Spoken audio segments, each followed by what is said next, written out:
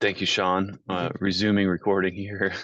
So again, really wanted to provide that high-level overview of our approach at the office, and over the last few weeks um, that we've been building our staffing. Excited to be bringing additional teammates on board and rounding out the team of seven at DLCD that are going to be focused on the Housing Accountability and Production Office initiative. So with that, I'll hand it over to my colleague Lauren, who can also provide an introduction of herself and her focus in the HAPO initiative. Yeah, thanks, Joel. Hi, good afternoon, everybody. I'm Lauren Dressen. This is my sixth week with the office, and I will be serving as the one-stop coordinator. And what that essentially means is kind of coordinating across state agencies and helping coordinate resources and working directly with developers in how to kind of increase housing production and connect to resources to, potentially fund gaps or fill gaps that they may have in a affordable housing project. So I'm coming from Oregon Housing Community Services over the last 3.5 years. Been working in wildfire recovery work, and I'm really excited to dive into this work and bring some of that knowledge around some of the challenges of housing production.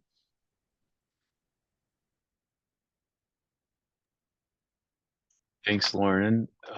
And Sean is the other member of our team, and he's going to be leading us this afternoon in the topic area of focus around the mandatory adjustments. So, Sean, take it away. Yeah. And hi everybody. I know we have a small shop today, so I don't think I really need to introduce myself. You guys, I mean, I know everybody in the room, but Sean Edging, just so you guys know my role, housing planner at the Housing Accountability and Production Office, really intended to kind of help provide that kind of resource side on the housing laws piece. And we'll be answering a lot of questions about like what is state law, how do you apply it, how do you interpret it, all that kind of stuff, which is part of the intent of today's presentation. So good to see you guys. And I'll be kind of diving into just providing a little bit of a brief kind of overview, a little bit of a reminder. I know a lot of folks have already been kind of following the mandatory adjustment provisions in Senate Bill 1537 overall, but just as kind of a reminder, and also because we're recording this to share with other folks who might not be able to attend to today's meeting. We'll also discuss a little bit about the exemption process that's outlined in statute, and I'll also tap in with my colleague Lauren to discuss a tool that we're developing to help kind of track and process and communicate the status of exemption application requests that come our way. And then really, I think like many open forums, this is really just kind of an opportunity for kind of question answer, to kind of discuss like, how do we apply this? How do we apply X? And of course, if we want to discuss things other than the mandatory adjustments piece, we can. We just wanted to make sure that we had a space dedicated to the mandatory adjustments section in particular, just noting that the bill came into effect on January 1st. So with that, I'm going to dive into just a little bit of context on the mandatory adjustment provisions. Yeah, I'll pause for questions as I go through it. But the mandatory adjustment provision is something that comes out of Senate Bill 1537, which was passed in 2024 by the legislature. It was a bill that was championed by Governor Tina Kotek, and includes a lot of different policy concepts that are high priorities for the governor, including obviously the establishment of the Housing Accountability and Production Office. But one piece, and the piece that we'll be focusing on today, is specific to what is the mandatory adjustment to housing development standards. If I had to kind of summarize it just in brief, it's essentially a temporary policy that is designed to provide housing developers flexibility on a set of articulated development and design standards that are in local government codes. Again, the policy is temporary. It's something that sunsets in 2032. And it's intended to be relatively straightforward, and there's kind of a list of different standards that an applicant can request adjustments to. One thing I'll kind of mention, and this is something that we can share after the meeting, we've produced guidance documents on this already, one of which that we published earlier last year, which was just a frequently asked questions on Senate Bill 1537 that we published And if you look at page 8 to 15, we have just a series of questions that different planners have posed to us about, how do we interpret and apply these provisions? And then we also more recently developed a kind of one pager, I guess one on each side pager, a summary of the mandatory adjustment provisions, including kind of a summary of like what applications qualify, what are the different standards that would need to be provided, mandatory adjustments, that type of thing. And I'll kind of talk about maybe just some of the individual components of it. But I guess maybe just one thing I just want to state as maybe a disclaimer, just understanding that my role is to be a resource on housing laws. I'm not coming from this as a perspective of like a proponent of the policy or an opponent of the policy. So if you're asking yourself like, well, why are we doing this? Why did the legislature do this? The reality is that it was a governor's office priority. They pitched it to the legislature and the legislature adopted it, and now it's law. So that's why. But just keep that in mind as we go through it. All right. So with the housing land use adjustments, and I apologize for a lot of text, it's kind of difficult to discuss housing laws in a way that's like compatible with PowerPoint. So I apologize about all the text on the screen. I really tried to reduce it as much as I could. But the basic idea is that for a pretty broad range of housing development scenarios, what the mandatory adjustments provides is essentially a pathway for a developer to request adjustments to up to 10 specified land use kind of development standards, right? Things like setbacks, height, all that kind of stuff. I'll talk about those in the next slide.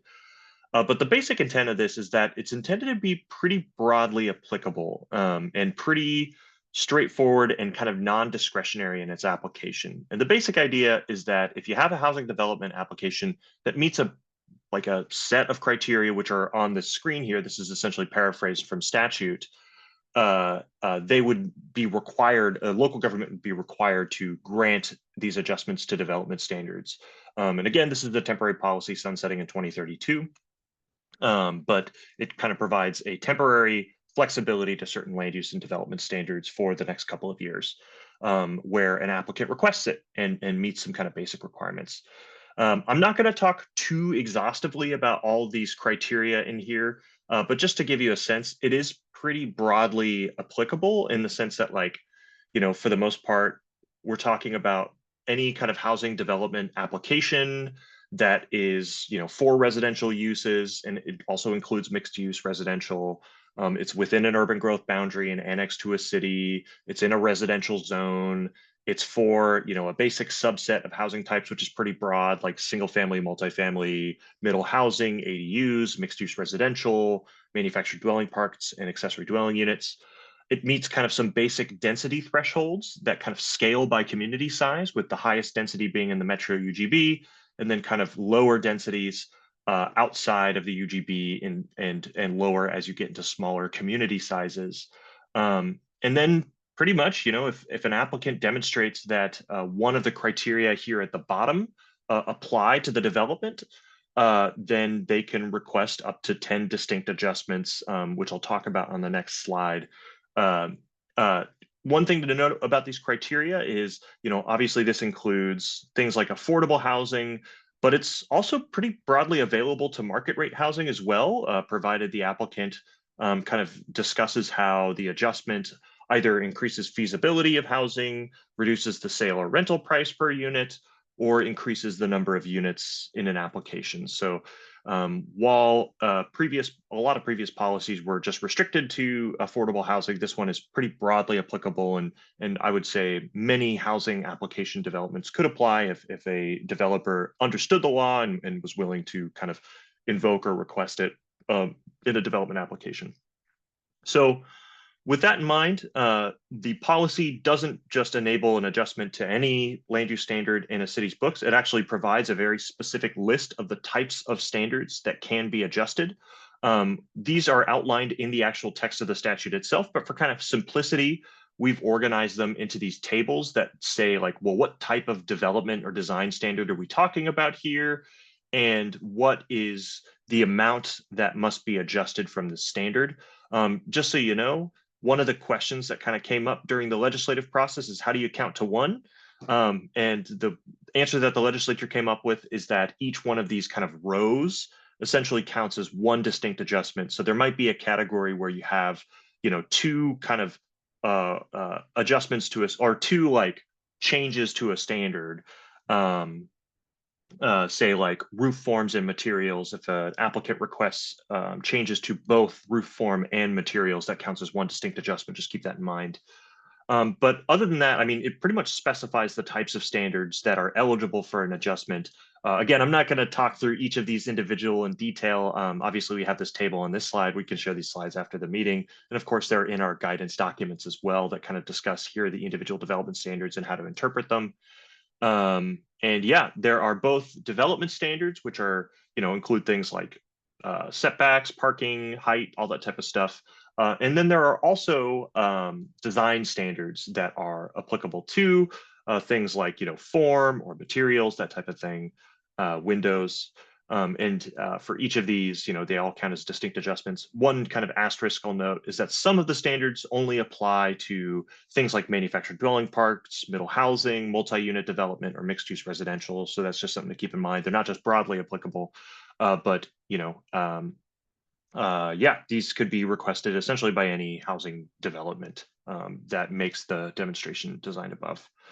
So with that, I have one more point, and then I'll kind of pause for a couple of questions. In terms of how a local government process was one of these are processed as limited land use decisions. And for those, I'm sure you guys are familiar with this, limited land use decision is essentially a staff level decision that can be appealed to a hearings body. It's a section of statute that kind of articulates that. Most local governments operationalize this through what we would consider a type 2 or a administrative process where the decision is made at the staff level, but can be appealed to a hearings body, that type of thing. There's also a couple other modifications to it too. One is that only the applicant has the ability to appeal the decision for a mandatory adjustment, so it wouldn't be open to third parties. And then of course, there's also some noticing changes. If there's a denial of it, notice is only required to be provided to the applicant and not to other parties. One kind of note to also keep in mind, that's not the focus of today's presentation, but this is part of a kind of corollary set of amendments in Section 45 of Senate Bill 1537 that expand the applicability of the limited land use decision statute, pretty much to expand the different types of applications that the statute applies to. So it includes, I believe it's property line adjustments, alterations of a non-conforming use, and there's one more that I'm not remembering. I think it's like a lot line verification or something to that effect. But it also expands the requirement to require the application of a limited land use or ministerial process to housing development applications. So things like subdivisions or partitions now need to be processed either via, say, a type 2 or type 1 standard, administrative or ministerial standards or review process under the statute now. But that's not the focus of today's presentation. It's really focused on the mandatory adjustment. I just mentioned that as a note. So before I guess we move on to talking more about the exemption process, I want to pause here and just kind of, I know folks in the room likely have read this and are pretty familiar with this section already, but just kind of pause to see if there are any questions that folks have about the application of the statute before we just dive into the exemption process. Hello, Jacob with the City of Florence. I have a question about, is this required for all of these limited land use applications, or is it only upon request from the applicant? Do you mean, is this a question about the limited land use section, or is this a question about mandatory adjustments? So like, are you asking if mandatory adjustments are required for a limited land use decision at the discretion of an applicant? Is that the question? Yeah, is it just the new standard that we have to let everyone know that these adjustments are available to them, or is it more on the applicant's oh, I see. Yeah, burden to bring that knowledge? Yeah. So mandatory adjustments are outlined in statute, and it's not required for a city to like if a city's just applying the statute, they're not required to like inform applicants that these mandatory adjustments are available. They're just required to apply them if an applicant comes to the door and says, I want to request these mandatory adjustments. And then of course, in that case, then a city would apply this limited land use decision process to say, all right, we're going to process this through a type 2 application. And you essentially need to submit narrative information kind of demonstrating that the provisions in statute are met to grant the adjustments to statute. But yeah, the only requirement that a city would have to notify applicants is if they request an exemption, which we'll talk about next. Okay, thank you, Sean. Yeah. Yeah. Yeah, any other questions?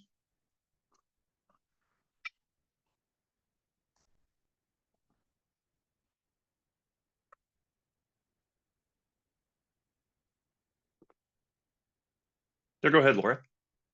Late question. Hi, Laura Turway, Happy Valley. I was curious if, so we've submitted a request for an exemption already. You're in the review process. We know that new people can't ask for exemptions while we're under the review process, or they can't apply for it right now. I don't think it will, but if there ever gets to be an appeal, so if like the local jurisdiction appeals the decision, does that safe harbor still apply? Or in other words, could applicants apply for an exemption when it's in the appeal process? I assume not, but I was just curious. Well, so the thing is, the statute says that the order, essentially the applicability of the statute is deferred until HAPO essentially issues an order denying the exemption, right? So if HAPO denies the exemption, what the statute says is then the provisions would apply. Now, I'm not an attorney, maybe there's some kind of court proceeding related to an injunction or whatnot, I'm not sure. But I do think the statute's pretty clear that it would apply. But I could submit for another one, and then it would be under that. Ostensibly, right? Yeah. Okay, thank you. Yeah.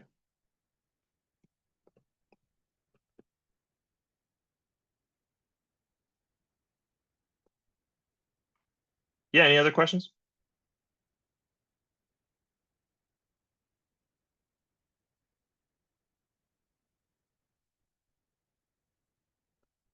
Alrighty. Well, we're going to move on. Again, if you have questions that you think of after the fact, let me know. We're going to move into talking about the actual exemption process. So the exemption process is a provision that was articulated in Section 39 of the bill. It kind of enables local governments to apply for an exemption to the mandatory adjustment requirement, pretty much if they demonstrate that they either grant a certain percentage of adjustments, which are 90% of adjustments, or they demonstrate kind of through the submittal of testimonials from developers that their adjustment process is flexible and accommodates project needs. You can kind of think of it almost like there's a clear and objective standard, and there's a discretionary standard for folks who can't meet the clear and objective standard that's available in statute.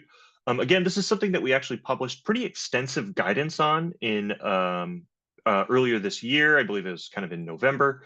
That's available again at this link here. It's also available on our website. If you go on the key housing legislation page, you can find all of these guidance materials on that page. And Sean, yeah. if I may also acknowledge, Ingrid had posted links in the chat too, so you can see those links live wonderful. in the chat. Yeah. That's great. Thank you, Ingrid. Yeah, so this is just, again, I'll be kind of covering it just in brief, but there's a lot more detail in the guidance document about like, how do you actually apply? How do you fill out an application? We kind of have a form to help collate your responses to actually be able to apply for an exemption to the mandatory adjustment section. And I'll also be tapping in with Lauren to kind of talk about a dashboard that we're developing to help track the status of exemption requests that we receive. All right. So I'll talk about the exemption process. Essentially, the basic process that they are able to do is local governments are able to request to the HAPO an exemption to the mandatory adjustment section, but there are essentially kind of 3 criteria that they have to demonstrate that they meet.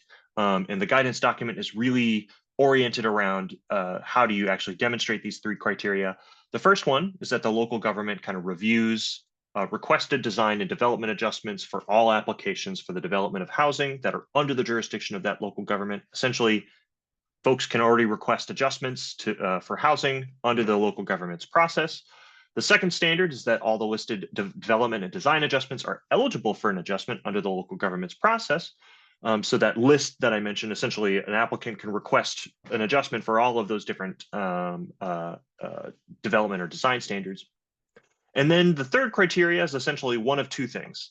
They can either demonstrate that within the past 5 years, they have approved over 90% of received adjustment requests, or, as I kind of mentioned previously, they can submit developer testimonials suggesting that, hey, their adjustment process is flexible and accommodates project needs for people who've used the process in the last 5 years.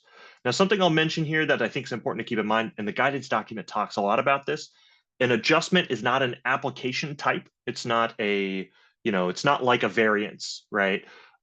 Rather, what an adjustment is, it's defined in statute as a deviation to an existing land use standard. And so what that means is that in, say, any application, and these might include variances, they might include what locally are called adjustments, they might include PUDs, they might include a whole host of different types of application types. But essentially, anywhere where there's a deviation to an existing land use regulation, that counts as an adjustment. And so in order to essentially demonstrate this, a local government kind of needs to show, like, here's all of our processes where you can request a deviation from an existing land use standard.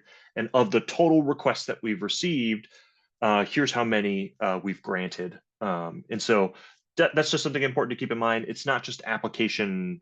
It's not just like one application counts as one adjustment request. It actually might contain multiple. It might contain 0 if it doesn't include any of the design or development standards that we're talking about in that list above, right? So that's just something important to keep in mind. The guidance document talks a lot more about that, and I think it's important to articulate, because I think that's one of the most kind of common points of misunderstanding when I talk with planners about this. Now, one last thing to keep in mind too is that the HAPO is able to apply conditions of approval, essentially to ensure that these 3 criteria that we grant an exemption of are met. So for example, if the local government say they didn't apply an adjustment process for height, and they let us know that, we can say, all right, here you go. Like, here's a condition of approval where we say, you can either apply the statute directly for height, or you can amend your code. And in the interim, you'll just apply the statute directly until you amend said code. So that's just something else to keep in mind, is that, we will be applying conditions of approval essentially to demonstrate that these 3 criteria continue to be met over time.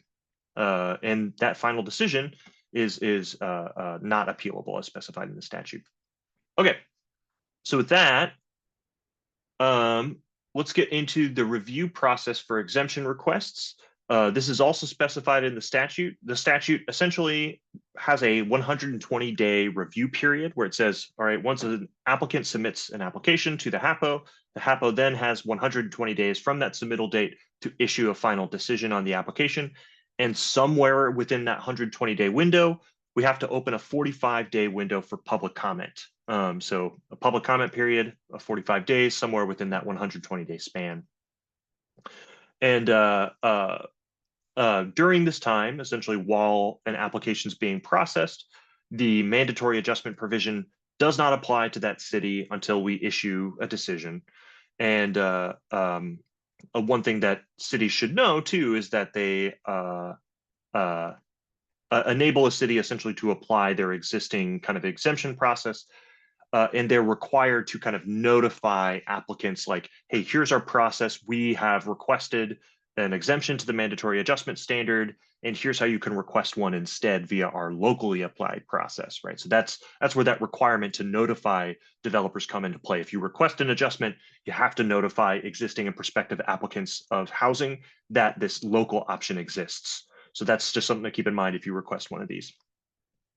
And the only other pieces to keep in mind, I mentioned already previously that the HAPO can establish conditions of approval for demonstrated compliance over time.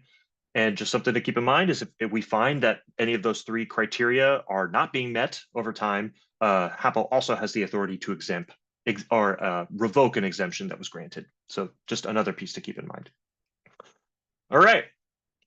So with that, I'm going to hand it over to Lauren to talk about a dashboard that we've been working on to kind of track and evaluate different exemption requests that we receive. Yeah. Great. Thanks, Sean.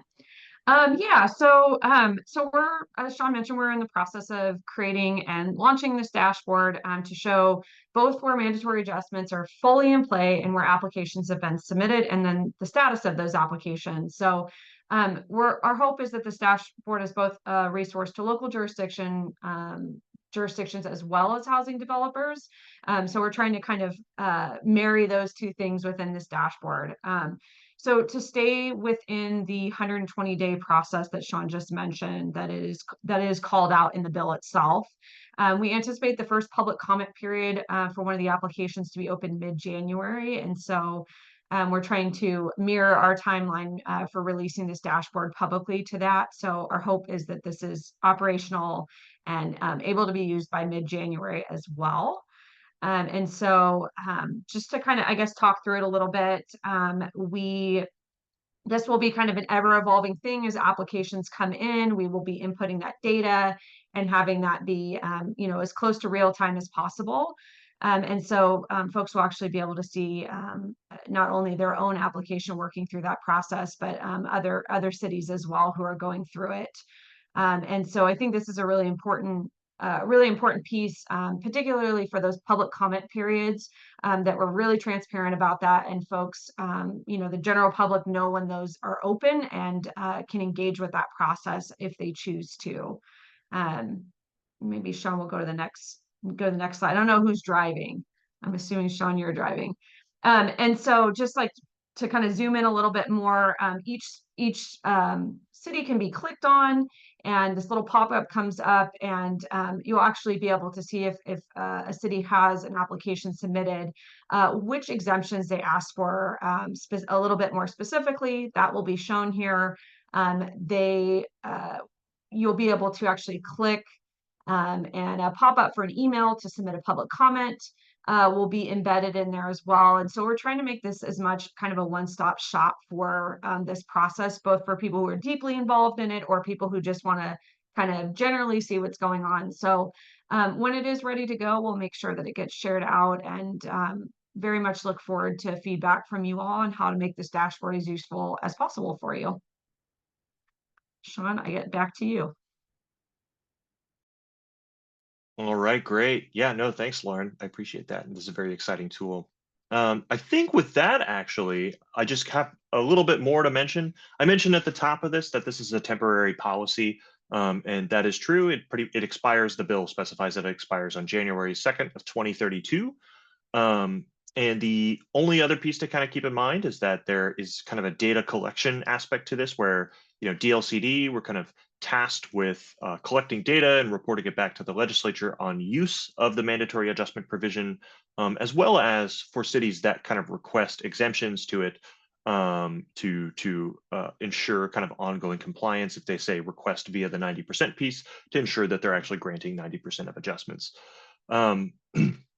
So this is something that will be incorporated into kind of future permitted and produced reporting requirements that will be, I know, is currently being worked on right now and refined by our colleagues over at the Population Research Center, because they do reporting already for permits from local governments. So that's something to just keep your eye out for on the horizon, is essentially this reporting requirement. I know we have some smaller cities in the room with us. This reporting requirement only applies to cities above 10,000 in population. So if you're below that population threshold, you can breathe a sigh of relief. But for those larger cities, that will be a requirement that's kind of incorporated into existing reporting. So with that, I think we're ready to just kind of dive into Q&A. And I'll stop sharing here so we can all see each other. Yeah, let's get into it.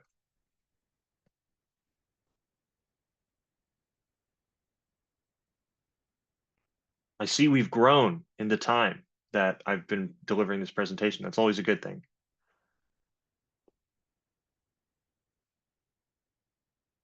Yeah, Laura. Can you talk about timelines for approval? I know the standard approval, but since this is the first batch in the first round, do you assume we'll be kind of towards the end of that timeline for hearing It will back? always be 120 days. We're going to make full use of the time frame.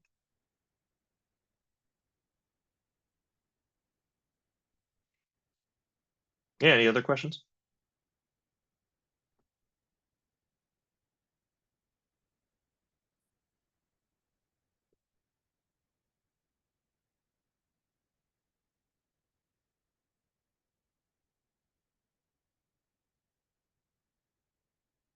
Sean and Lauren, such a thorough presentation. No questions come from it. Nice work. 0 questions, which is never a good thing, right? No, but I think also, I mean, of course, if we want to talk or have any questions about any section of the mandatory adjustment piece, that's fine. I'm also happy to talk about other components of Senate Bill 1537 or just any questions folks might have just as planners on the ground. One of the things I'll mention is that in future meetings, you'll kind of, I imagine we'll develop kind of a rhythm to these types of meetings, but really this is just kind of an open forum for planners to ask us questions as they relate to different things that are happening on the HAPO side. So if you have any questions, including maybe about the application of housing laws to our particular development project, or have any questions just about HAPO generally, I think we could just open up this discussion to be a little bit broader and to, answer any questions folks might have.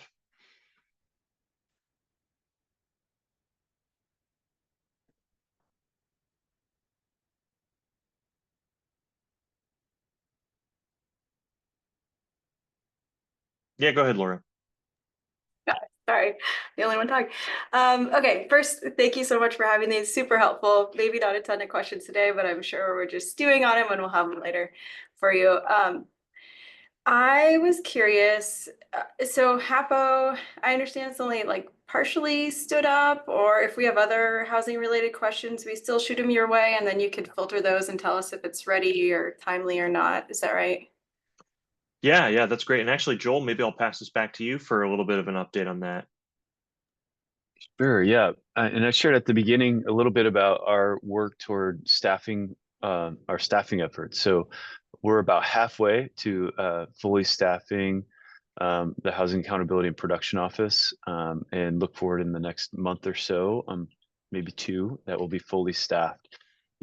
Our statutory requirement for being able to receive and analyze potential violations of housing law and be required to provide technical expertise and technical assistance is July 1. So that's our target date for being fully operational. We're certainly working on things like you're seeing here this afternoon in advance of that, and also other resource focused work until July 1 along the way. So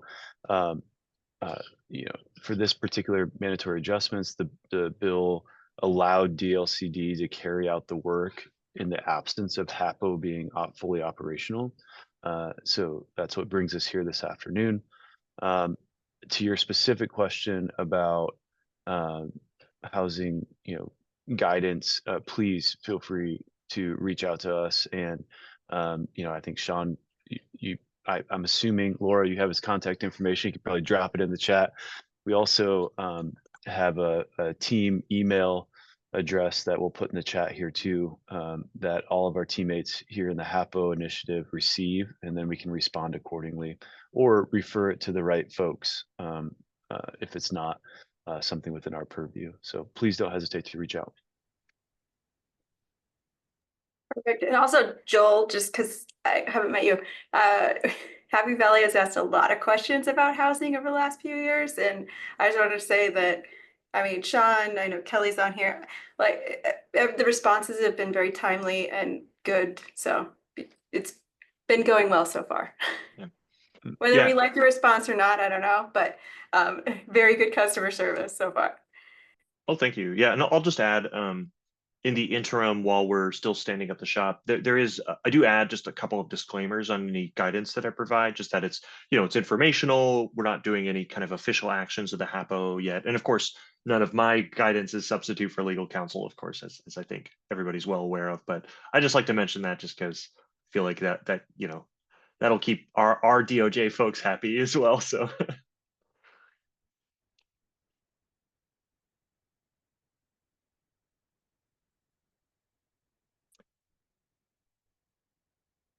yeah, well, I mean, do folks want to talk at all or have any questions about the office? Are there any kind of situations that might be unfolding at the local level that you want to debrief about? I mean, really, I think one of the things that we want to be a resource for is, in the application of, say, like development projects, if there are kind of issues or questions that come up about the applicability of housing laws, we definitely want to be a resource. So yeah, let's hear it if anybody has anything.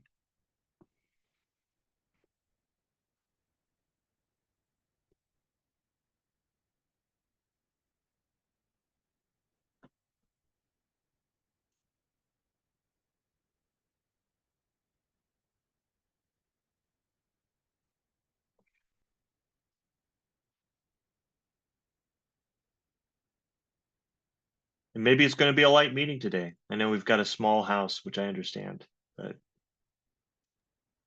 well, Maybe Joel, tough day too. First Monday back for some that have been out for the holidays. So understandable there too. I think we mentioned at the beginning, our hope is to continue this with a cadence of every other month, allowing this opportunity. So maybe we'll get more engagement in future months. And also just want to acknowledge this first one obviously was centered around the mandatory adjustments and the exemption process. And for that reason, we really targeted our communications and outreach to our local jurisdictional partners. And as Lauren mentioned in her intro, and we've talked about a couple times, our goal at HAPO is to not only be a resource to our local jurisdictions, but also to producers of housing around the state. So, stay tuned for the focus of these open forums. But we're hopeful of that cadence being every other month. We'll be able to create this time in space for engaging with those who are interested about the HAPO. So thanks for coming and joining us this afternoon. Thank you, Sean and Lauren, for preparation and your presentation here this afternoon as well. And thanks again for those who joined. right. Thanks, everybody. Thank you. Thanks all.